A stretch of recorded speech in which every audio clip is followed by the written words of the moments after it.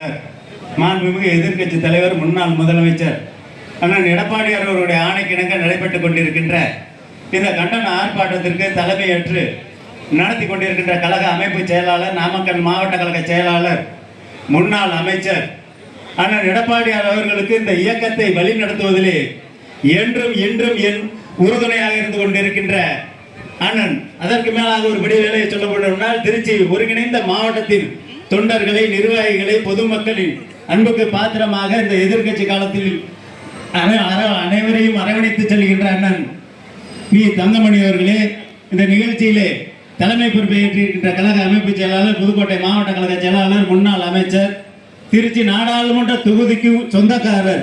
ஏனென்றால் 2009, 2014, 2019 சமீபத்தில் நடந்த 2024 தேர்தல் வரை திருச்சி மாவட்டத்தில் இருக்கின்ற 4 தொகுதிகளிலும் தன்னுடைய தேர்தல் பிரச்சாரம் மூலமாக 2 தேர்தல்களில் வெற்றி கண்டு இந்த 2 தேர்தல்களில் தற்காலிக தோல்வியடைந்தாலும் மீண்டும் வெற்றி பெறுவோம் என்பதற்கு உறுதுணையாக கழக பொதுச் செயலாளர் அவர்களுடைய ஆலோசனைப்படி இங்கே தேர்தல் பணியாற்றிய அன்பு சகோதரர் டாக்டர் சி விஜயபாஸ்கர் அவர்களை எனக்கு முன்பாக இங்கே முன்னிலையை ஆற்றிய இந்த மாவட்டத்தின் மாவட்ட கழக செயலாளர், முன்னாள் அமைச்சர் அண்ணன் மு பரஞ்சோதி அவர்களே, இந்த நிகழ்ச்சியிலே வரவேற்புரையாற்றிய மாநகர் மாவட்ட கழக செயலாளர் திரு ஜே சீனிவாசன் அவர்களே, இந்த நிகழ்ச்சியிலே கலந்து கொண்டு சிறப்பு சேர்த்துக் கொண்டிருக்கின்ற முன்னாள் அமைச்சர், கழக அமைப்பு செயலாளர் சகோதரி எஸ் வளர்மதி அவர்களே, முன்னாள் நாடாளுமன்ற உறுப்பினர் அண்ணன் டி ரத்னவேலு அவர்களே, கழக எம்ஜிஆர் இளைஞரணி செயலாளர், முன்னாள் அமைச்சர் சகோதரர் என்ஆர் சிவபதி அவர்களே, கழக அமைப்பு செயலாளர், முன்னாள் அரசு தலைமை கொறடா அண்ணன் ஆர் மனோகரன் அவர்களே, இந்த நிகழ்ச்சியிலே கலந்து கொண்டு தமிழக அரசு இந்த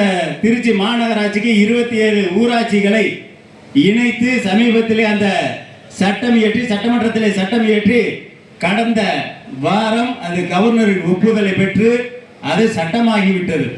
சட்டமாகிவிட்ட காரணத்தினால் இந்த 27 ஊராட்சிகளும் மாநகராட்சியிலே வருகிறது. இதை இனிமையாக அண்ணன் தலைமையுரையாற்றுகின்ற அண்ணன் தங்கமணி அவர்களுக்கும் சகோதரர் விஜயபாஸ்கர் அவர்களுக்கும் தெரியும்.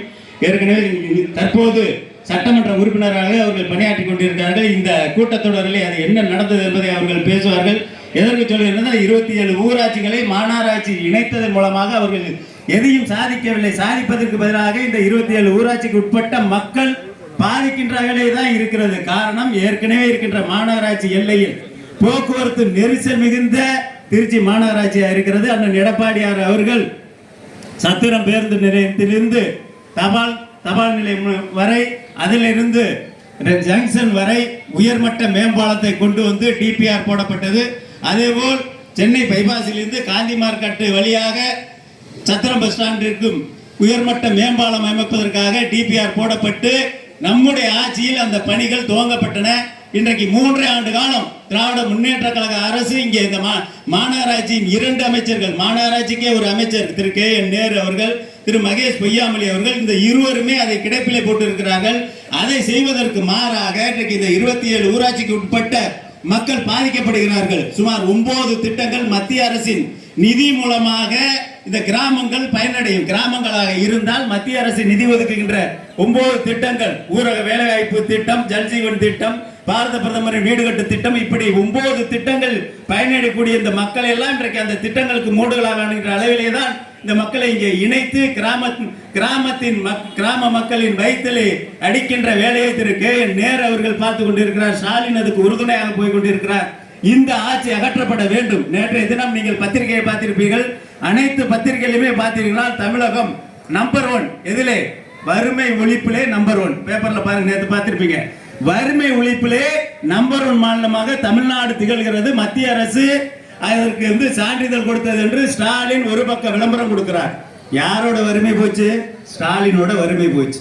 இன்னைக்கு அவர் 30,000 கோடியை வைத்துக் கொண்டு என்ன செய்வது என்று தெரியாமல் தவிக்கிறார் என்று அவருடைய அமைச்சரவரே இருக்கின்ற பள்ளிவேல் தியாகராஜன் சொல்லுகிறார். அவங்களுடைய வறுமை போயிருச்சு. இங்கே கே நேரோட வறுமை போயிருச்சு. ஏற்கனவே உங்களுக்கு தெரியும், தாயனூர் கிராமத்தில் அந்த கல்லூரி வங்கி மூலமாக ஏலம் வந்தது.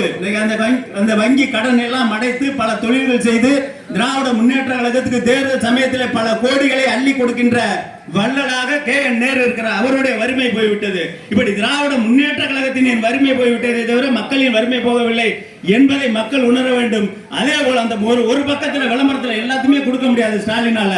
ஏன்னா இன்னைக்கு தமிழ்நாட்டின் கடன் வாங்குகிற மாநிலம் இந்தியாவின் முதன்மை மாநிலமாக தமிழ்நாடு இருக்கிறது. அது அவருக்கு தெரியாது.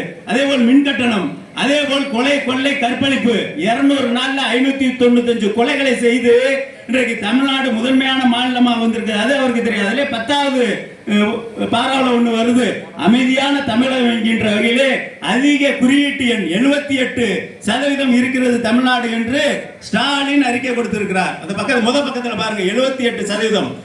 தேசிய அளவிலே 74%, தமிழ்நாடு 78% இருக்கிறது என்று அறிக்கை கொடுத்திருக்கிறார். 4% நாங்கள் அமைதியான தமிழகத்தை வழிநடத்துகிறோம் என்று சொல்லுகிறார். யாரு?